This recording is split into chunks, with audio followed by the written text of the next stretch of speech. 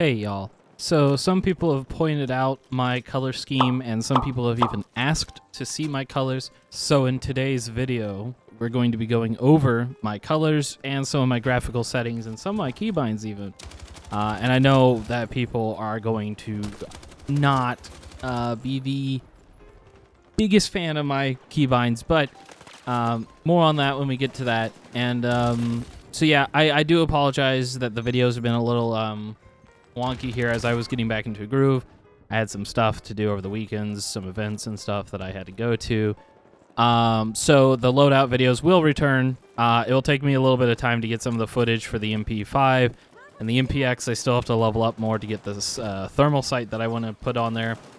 And but it will probably go MP5, L1110, or L110, I guess. Anyways, point is, I'm yapping too long, so let's get into my settings. Hope you enjoy. Feel free to like, subscribe, comment, and all that. We're pretty close to 900. Also, I have memberships, so if you feel like throwing me 99 cents or something like that, be my guest. I'd appreciate it. Okay, enough yapping. Enjoy the video. Bye! I might go a little fast in some parts, so feel free to pause when you need to. But starting off with colors, I don't go too off the beaten path, but definitely I recommend enemy color being yellow, but whatever works for you is best. But I love yellow enemies. Now moving over to crosshair and hit indicators. My crosshair is purple. Purple pink. I like the color, so I use it, and it's, you know, it doesn't blend in all that much. My hit colors, the big thing being a green kill color. I think that's great. You know, that just, you see that green in your brain and you just flick to the next target. I love it a lot. Not much to really say there. Again, most of this is personal preference. You know, whatever works for you works for you. Get experimental. Now we're over here with some keybinds. I use ESDF because I think ESDF is way better. It just, you know, hand's not as cramped, and it gives you a little bit more freedom in binds. I'm scrolling through all this, so just feel free to pause at any of this. But I use ESDF. It doesn't work so well in vehicles. I don't know, it's probably some weird overlapping stuff. But I don't really play vehicles because I play King of the Hill. But anyways, ESDF is better. Now moving over to camera effects, just basically turn everything down as low as you can. You want the least amount of shaking and all that. Same with graphics. This isn't a single player game. Turn it all to low. I don't care what GPU you have or whatever the case may be. Turn it low.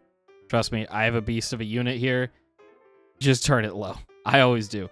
Again, and no upscaling. I don't do any upscaling, no frame gen, none of that.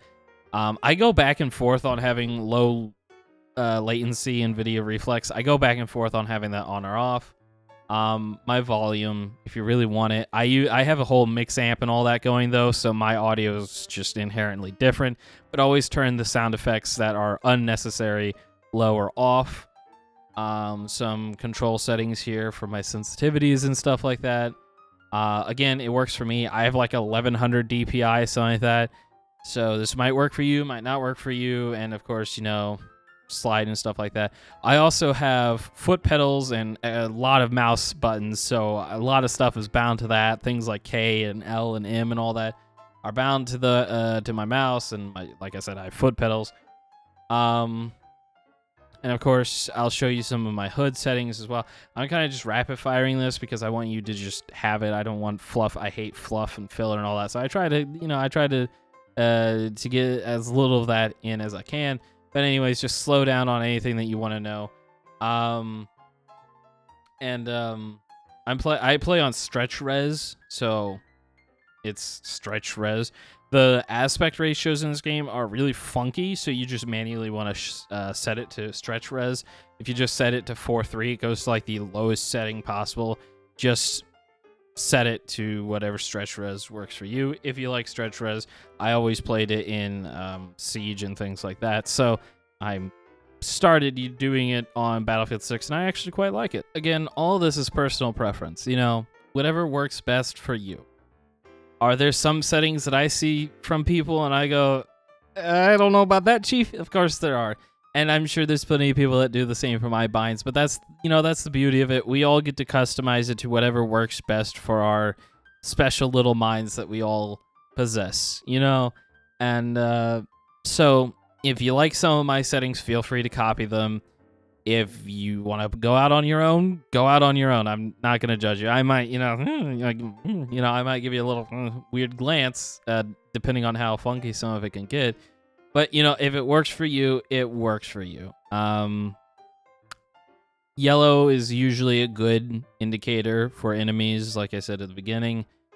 I've seen some people use green, but I think I'm a little too hardwired to having green teammates for that to work for me. But again, if it works for you, it works for you.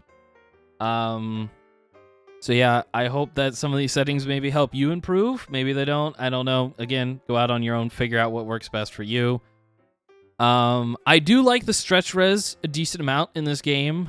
I think that I would notice it more if I went back to playing at full 1440p opposed to the stretch res that I'm at right now. But it is, I just enjoy it. I really do. But if you're on console or you don't like stretch res, then don't go for it. But yeah, those are my settings. Feel free to copy whatever you want. And thank you for watching. Feel free to subscribe. We're really close to 900, like I said at the beginning of the video. And the next video is going to be either the MP4 loadout or the L110 loadout. I just need to get footage for that, so that should take me a few days to get the footage, and then I'll have that edited. So give me 2 or 3 days after this video, and you should have one of those loadout videos. Again, a little busy past weekend, so it's unfortunate. But anyways, also memberships, like I said at the beginning of the video, I have 3 tiers. I do need to make it. I want to make a channel trailer. And I need to make a membership trailer thing talking about it. So I'll just talk about it here for real quick for anybody watching this far into the video, which again, appreciate it. 3 tiers. One is, the starting one is 99 cents. That's if you just want to throw some money at me. You don't get all the full benefits. Full benefits start at tier 2, which is $4.99. And then if you really want to be special and throw, a little bit more money at me, you can throw $9.99 at me with level 10, level 3, which currently does not have any more benefits really than level 2. Level 2 is what has all the main benefits. Again, we're just starting out with the membership stuff, so it's going to come slowly but surely. And any and all support is appreciated, even if it's just a free sub, just subscribing to the channel. I will say, I like the membership thing being customizable in price, opposed to Twitch's subs, because I like having a little bit of range for people, It's like, you like my content, but you don't have a lot of money to send my way, but you still want to support me in some way, just throw 99 cents at me, You want the benefits, just throw $5 at me, that's a normal, Twitch sub right there. And then if you feel really spicy and you really want to be a sugar daddy to me, you can throw the $10 at me. Now it's up to you. So yeah, I appreciate any and all support as always, and I will see you in the next video. Stay hydrated. Love you. Mwah. I got the shivers. Whatever